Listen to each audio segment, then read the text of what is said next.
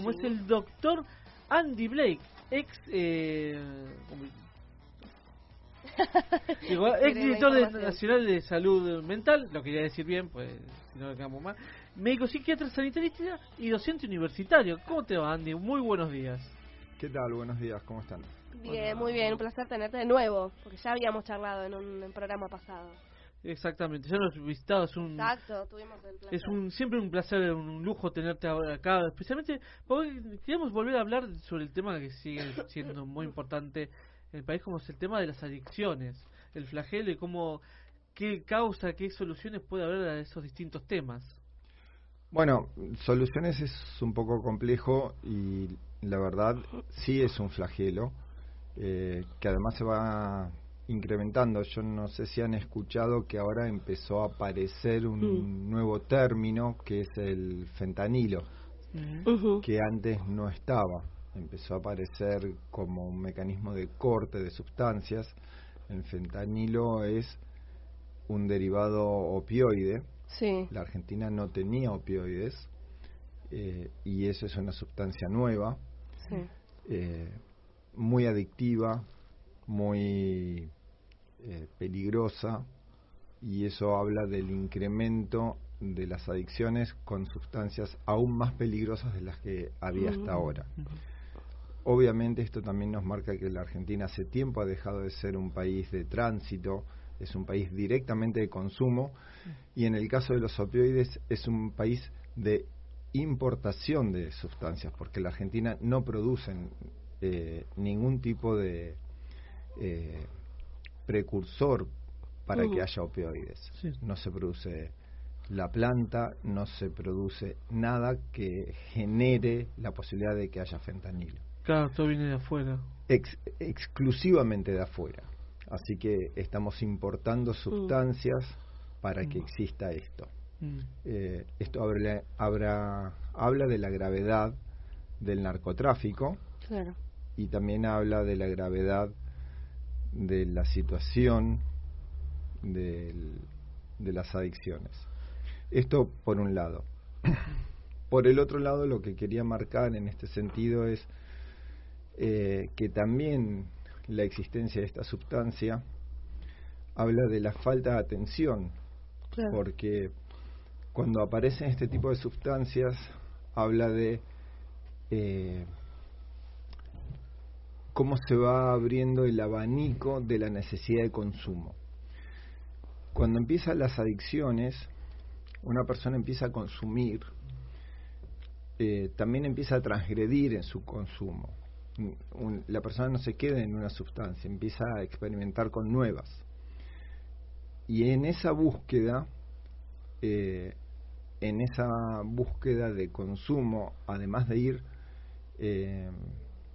degradándose en su vida, también va buscando distintas cosas que van apareciendo. Bueno, le van ofreciendo distintas sustancias. Sí, sí. Y que aparezcan estas cosas lo que marca es que hay un amplio mercado, porque en realidad para los narcotraficantes las personas son mercado, que está consumiendo cualquier cosa y por eso pueden hacer esto. Y yo justamente te iba a preguntar sobre esto que vos decís así de crecimiento.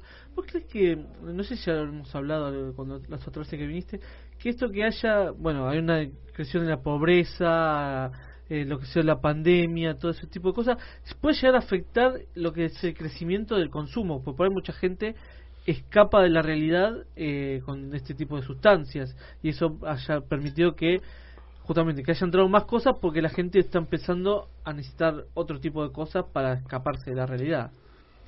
El encierro, no la pandemia, el encierro sí generó un aumento de consumo, porque el aislamiento social, el estar solo, genera una sensación en nosotros, en los humanos, de aumento de angustia muy significativa, una sensación de desesperación muy significativa, y eso hace que la persona busque cosas para calmar eso. Claro. Y empezó un aumento de consumo, y esto está registrado, de alcohol, de sustancias, de fármacos como benzodiazepinas, clonazepam, alprazolam y ese tipo de cosas, que son medicamentos cuando son bien usados o drogas cuando son mal usados. Claro. Y obviamente las personas que ya estaban consumiendo incrementaron su consumo. Y algunos que no estaban consumiendo pero que tenían propensión a y tenían acceso a, iniciaron su consumo. Eso es así, está estadísticamente demostrado. Por otro lado, en la Argentina viene ya antes del encierro, venía incrementándose el consumo. Esto es algo que viene marcadamente. Y la Argentina particularmente tiene un problema porque no está clara la política de adicciones. No hay una política de prevención y una política de evitación del consumo. Como mucho hay una política de mitigación de daño o de tratamiento sobre la persona que ya está muy instalada en el consumo. O sea, estamos corriendo demasiado atrás. Claro, por ahí en vez de anticipar, muchas veces ya cuando llega ya una política razonable es que uno trabaje en 3 niveles: prevención, tratamiento de la persona que está iniciándose y finalmente rehabilitación de la persona que está en el proceso en el proceso avanzado. Pero en esos 3 niveles. En la Argentina estamos en el último nivel y de una manera atomizada además. Claro. O sea, las familias, ustedes deben haber escuchado a las madres que están muy desesperadas porque les cuesta iniciar tratamientos, les cuesta conseguir cómo sus hijos puedan sostener e iniciar tratamientos, les cuesta conseguir cuáles son las comunidades adecuadas, les cuesta conseguir dónde internar a sus hijos, cómo internar a sus hijos. Sus hijos si no están de acuerdo debido a la ley de salud mental pueden negarse y no ir. Por otro lado, no hay normas claras de habilitación de las comunidades terapéuticas, entonces hay cualquier tipo de comunidad terapéutica y ellas van claro, confiando, viste, en que Totalmente. Es un personal profesional, que justamente lo que hablábamos recién hace un ratito, lo que pasó con el Teto Medina, que fue algo súper conocido también, que tenía, claro, que él supuestamente es especialista en adicciones y demás. Pero también eso lleva una pregunta, si ciertos lugares aprovechan esas granjas a la debilidad de estos los que se internan, para por ahí, viste, muchas veces se decía si son sectas, si son ese tipo de cosas, si se aprovechan de esas cosas. Bueno, eso lo que marca es que no está pautado adecuadamente. Y a esto me refería en que no hay una política clara.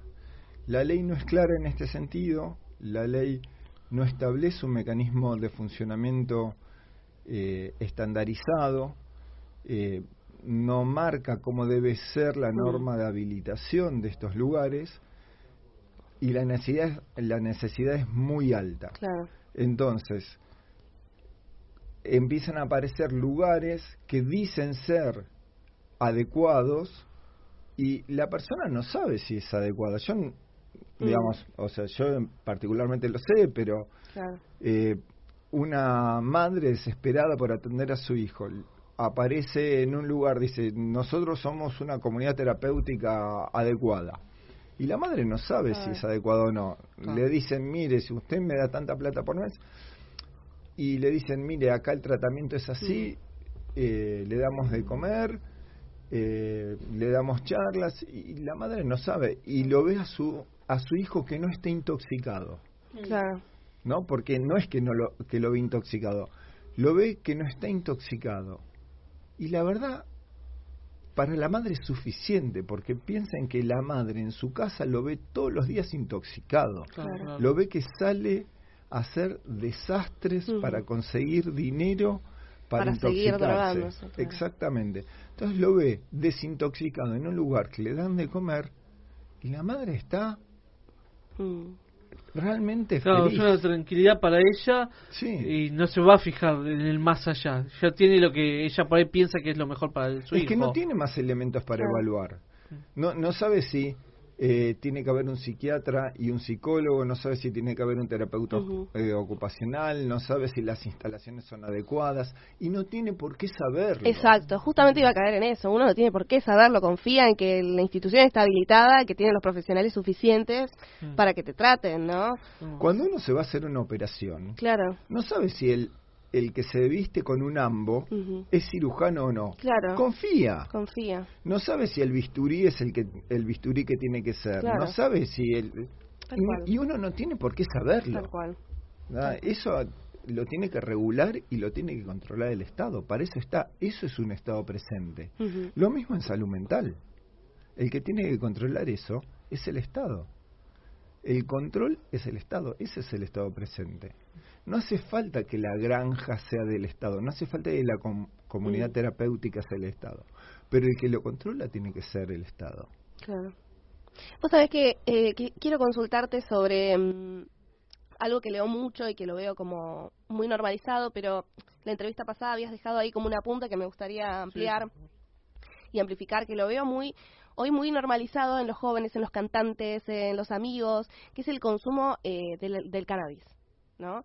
Que realmente lo veo cada vez más en gente más joven también, algo súper normalizado, ya se lo ve en redes, se lo ve en todos lados, no solamente para el uso medicinal, mucho producto medicinal, hay muchas provincias, un par de provincias que ya la están como legalizando el tema de la marihuana. Claro, quisiera saber tu punto de vista sobre esto, porque obviamente sabemos que científicamente trae consecuencias para el ser humano. Sí, yo quiero separar en dos cosas. Por un lado está qué es lo que quiere hacer uno con su vida y yo en eso no me meto. Exacto. O sea, cada uno con su vida hace lo que quiere. Por ejemplo, el alcohol es algo permitido y cada uno hace de su vida lo que quiere. Sin embargo, el alcohol no es bueno. Claro. Y a mí me pueden decir cualquier cosa y yo les argumento científicamente, no es bueno. Y con eso no quiero decir que haya que prohibirlo. Cada uno haga de su vida lo que le parezca, pero no me vengan a decir que es bueno. No tiene ningún beneficio. O sea, son dos cosas distintas, ¿sí? ¿Te gusta tomar alcohol? Fenómeno. ¿Te gusta degustar el alcohol? Genial, disfrútalo, pero no es bueno. No me hables de los beneficios del alcohol porque no están. No existen. No existen. Bien. ¿Sí? Son dos cosas distintas. Fenómeno. El cannabis, nosotros, todas las sustancias que generan un efecto, algún tipo de efecto en el cerebro, es porque nosotros tenemos en el cerebro un lugar donde hacen efecto.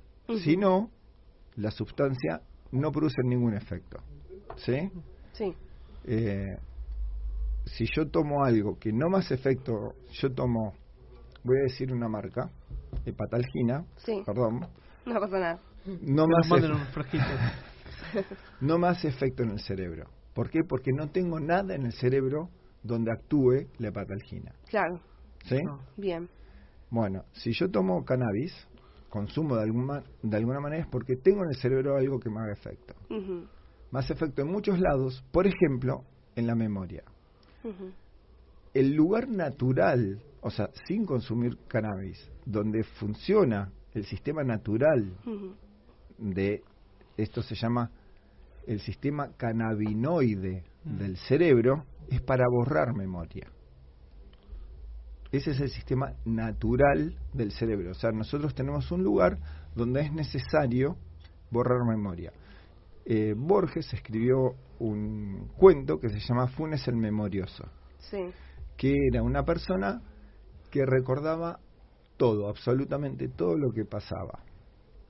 Hay una pequeña parte que se las voy a nombrar que describe que Borges habla de un perro que era Funes, veía al perro a las 12 y 5, y para él era el Funes, lo veía 12 y 5, que el Sol le daba de una manera, 12 y 7, el Sol le daba de otra manera, y 12 y 10 le daba de otra manera. Y para Funes eran 3 perros distintos porque era en distinto horario. Claro. Bueno, esa persona que tenía una memoria perfecta, en realidad no era inteligente, porque no podía darse cuenta que era el mismo perro. Claro. Para Funes eran distintos perros, porque era el perro de las 12 y 5, 12 y 7 y 12 y 10, porque la sombra lo hacía distinto. Borrar memoria es imprescindible para nosotros. Claro. Ahora bien, si yo tomo cannabis de más, tengo el sistema cannabinoide funcionando de más. Claro. Entonces borro memoria de más. Y entonces mi memoria está afectada de más. Y ese es el motivo por el cual mi nivel de cognición, de inteligencia, disminuye. Y ese es el motivo por el cual el uso crónico del cannabis hace que yo sea menos inteligente con el paso del tiempo. Y esto es un hecho inexorable. Cualquiera me podrá decir cualquier cosa, pero es un hecho. Pasa. Cualquier persona que consuma cannabis le pasa esto. Claro, eso también, justamente, por ahí muchas veces lo que te dicen es, por ahí, si no es en un exceso, no te hace tanto efecto, pero efecto te va a hacer. Una persona, el tema sería cuánto uno consume de esa cosa para hacerle cuánto efecto le va a hacer. Fumo hoy un cigarrillo y si me hace el análisis el sábado siguiente y me detectan cannabis. A mí se me va el efecto lúdico, el efecto de jolgorio, la parte linda, queda en un rato. Pero a mí me hace el análisis el sábado siguiente y tengo cannabis. Esto es, la pérdida de memoria, la falla de mi funcionamiento de memoria va a durar toda la semana. Son cosas que, claro, quedan en el cuerpo, como sin ir más lejos sucede con la nicotina, ¿no? O sea... Exactamente. Claro, la nicotina, justamente como decías, el alcohol, que muchas veces, no sé si queda en el cuerpo, pero te va afectando funciones del cuerpo mientras más vayas consumiendo. Cambia el metabolismo. Nosotros tenemos un metabolismo que funciona de una manera. Nosotros alteramos el metabolismo y tiene repercusiones. Después, lo que uno hace con su vida, yo no soy quien para juzgarlo. Claro. Pero tiene consecuencias y consecuencias directas, medibles y que se han medido. Y entre paréntesis, el fumar cannabis además tiene todas las consecuencias del papel que tiene el cigarrillo, que es el mismo papel que tiene el papel del cigarrillo. Claro, exacto. Sí. Bueno, Angie, te agradezco mucho esta visita. Muy interesante, muy interesante el tema. Siempre es importante hablar de salud mental, de adicciones, ¿viste? Es algo me gustaría tener un poquito más de esta charla, seguramente vamos a tener otra oportunidad para que vengas y charlemos más cosas, más temas sobre la salud mental, no solo las adicciones, sino también otro tipo de asuntos que afectan a las personas. Bueno, muchas gracias por la invitación y bueno, cuando quieran. Gracias.